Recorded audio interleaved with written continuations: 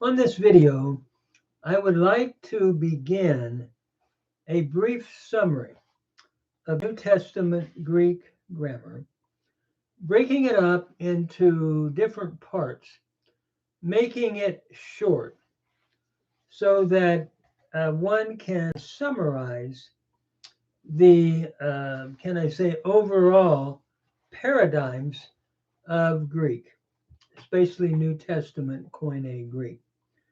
I start with the alphabet in this brief grammar summary. Alpha is, you could transliterate it as an A. Beta, transliterated as a B. Gamma, transliterated as a G. Delta, transliterated as a D. Epsilon as an E. Zeta as a Z. Eta as an E with a long macron over it. Theta as a TH. Iota as a Y. Kappa transliterated as a K. Lambda as L. Mu as an M. Nu as an N. Xi as an X, Xi, with that pronunciation. Omicron as an O. P as a P, letter P. Rho as an R. Sigma as an S. Tau as a T. Upsilon as a U. Phi as a PH sound. Chi as a CH sound. Psi as a PS sound. And omega as a long O with a macron accent over it. Next, we come to the article. And I remember when I started Greek, when I was about 18, and now I'm 80. I remember going through Grecian Machen, learning these forms. So I thought it would just be a nice review to just go through them again and make them, put them out for anyone that might be interested. I know there's already a lot of work out on the YouTube, but I thought I would just do my own summary as well. So we start with the article, and in Greek you have your nominative, your genitive, your dative, your accusative. These are different cases. Then you have your plural, your nominative, your genitive, your dative, and your accusative plural. The nominative, when we look at case, means the subject of the sentence. Like the word was preached, the word would be the subject. Genitive is the case of possession. An example would be the word of God. Dative is the case of indirect object, and it can be either to or for. He spoke the word to the man or for the man. Your direct object is your what is called accusative, and an example of that would be he gave the gift to us. Gift is the direct object of the verb he gave. And then also in Greek you have number. You have singular and you have plural. And you also have gender. You have male and female. You also have neuter, neither male nor female. So what I'd like to do is to take the article and go through the article, starting with the singular and going to the plural, and looking at the masculine article, looking at the nominative, the genitive, the dative, accusative of the singular, and then do it in the plural as well. And once you learn the article and learn it well, it'll put you in good stead for reading Greek, because you'll see the way the article is formed will help you understand how nouns are formed. So as we look at the article, we have ha,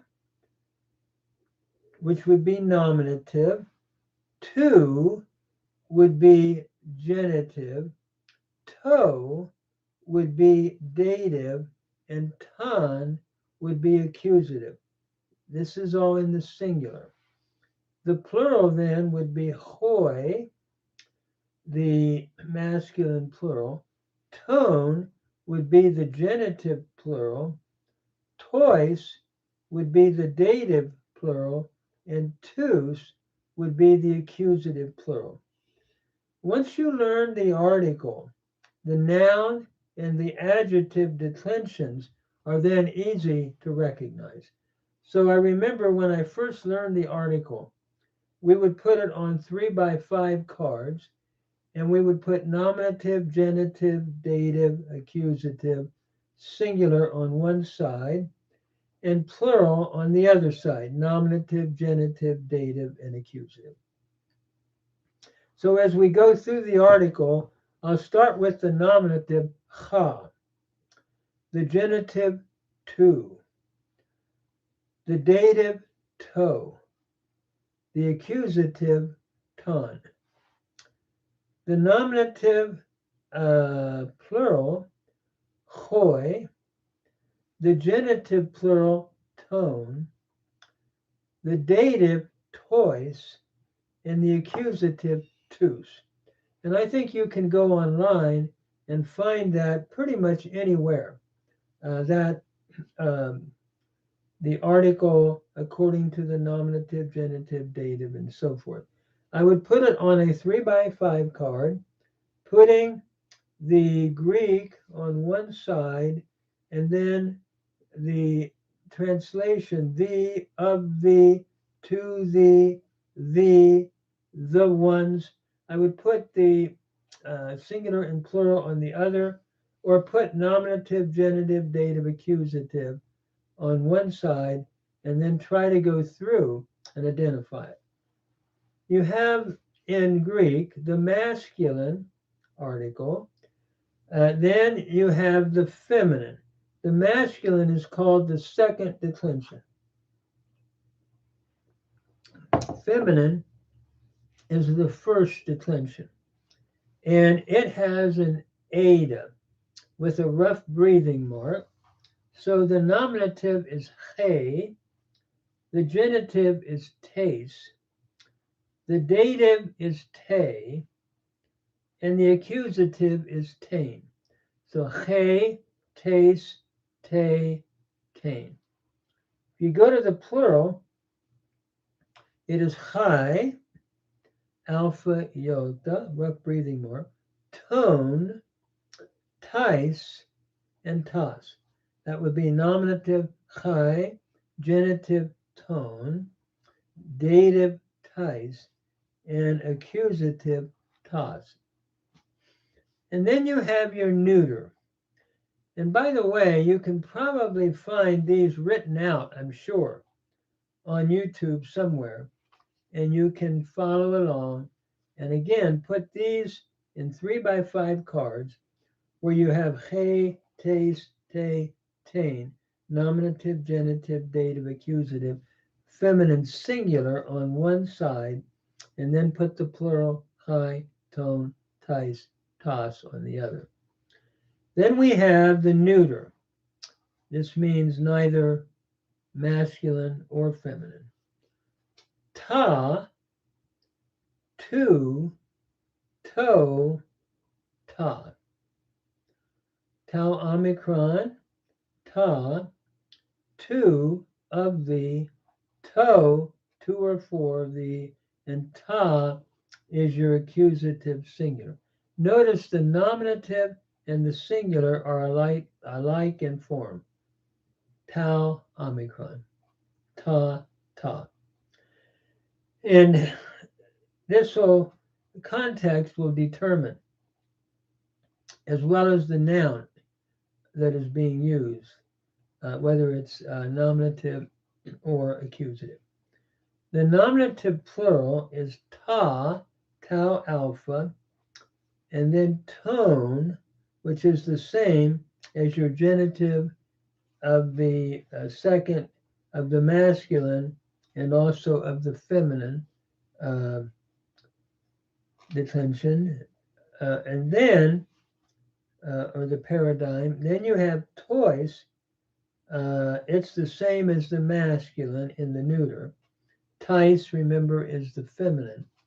And then you have ta, tau alpha. Tau alpha is also in the nominative and in the accusative, just like tau omicron is in the nominative and accusative. So what I would do is try to memorize these if you would like. Ha, tu, to, ton.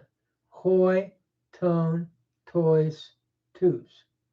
Then the feminine, he, tes, te, tain. Chai, ton, tais, tas.